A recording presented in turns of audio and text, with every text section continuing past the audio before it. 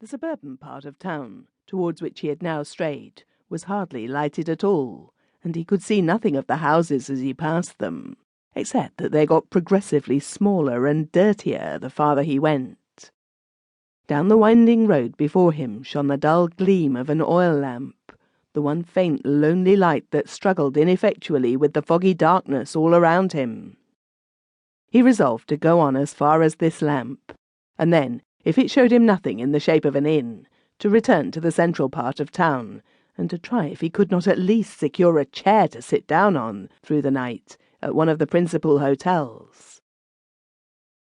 As he got near the lamp, he heard voices, and walking close under it, found that it lighted the entrance to a narrow court, on the wall of which was painted a long hand in faded flesh colour, pointing with a lean forefinger to this inscription: "The Two Robins." Arthur turned into the court without hesitation to see what the two robins could do for him. 4 or 5 men were standing together round the door of the house, which was at the bottom of the court, facing the entrance from the street. The men were all listening to one other man, better dressed than the rest, who was telling his audience something in a low voice, in which they were apparently very much interested.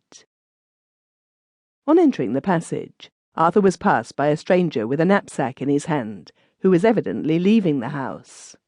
"No," said the traveller with the knapsack, turning round and addressing himself cheerfully to a fat, sly-looking, bald-headed man with a dirty white apron on, who had followed him down the passage. "No, Mr. Landlord, I'm not easily scared by trifles, but I don't mind confessing that I can't quite stand that." It occurred to young Holiday, the moment he heard these words, that the stranger had been asked an exorbitant price for a bed at the Two Robins, and that he was unable or unwilling to pay it. The moment his back was turned, Arthur, comfortably conscious of his own well-filled pockets, addressed himself in a great hurry, for fear any other benighted traveller should slip in and forestall him, to the sly-looking landlord with the dirty apron and the bald head. "If you have got a bed to let," he said, "and if that gentleman who has just gone out won't pay your price for it, I will." The sly landlord looked hard at Arthur. "Will you, sir?" he asked in a meditative, doubtful way. "Name your price," said young Holiday, thinking that the landlord's hesitation sprang from some boorish distrust in him. "Name your price, and I'll give you the money at once, if you like." "Are you game for 5 shillings?" inquired the landlord, rubbing his stubbly double chin, and looking up thoughtfully at the ceiling above him. Arthur nearly laughed in the man's face, but thinking it prudent to control himself, offered the 5 shillings as seriously as he could. The sly landlord held out his hand, then suddenly drew it back again. "You're acting all fair and above board by me," he said, "and before I take your money, I'll do the same by you. Look here, this is how it stands.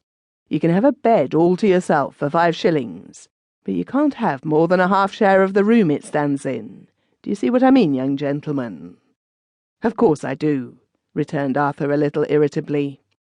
"You mean that it is a double-bedded room, and that one of the beds is occupied." The landlord nodded his head and rubbed his double chin harder than ever. Arthur hesitated, and mechanically moved back a step or 2 towards the door. The idea of sleeping in the same room with a total stranger did not present an attractive prospect to him. He felt more than half inclined to drop his 5 shillings into his pocket, and to go out into the street once more. "Is it yes or no?" asked the landlord. "Settle it as quick as you can, because there's lots of people wanting a bed at Doncaster tonight besides you." Arthur looked towards the court, and heard the rain falling heavily in the street outside. He thought he would ask a question or 2 before he rashly decided on leaving the shelter of the Two Robins. "What sort of a man is it who has got the other bed?" he inquired. "Is he a gentleman? I mean, is he a quiet, well-behaved person?" "The quietest man I ever came across," said the landlord, rubbing his fat hands stealthily one over the other. "As sober as a judge, and as regular as clockwork in his habits."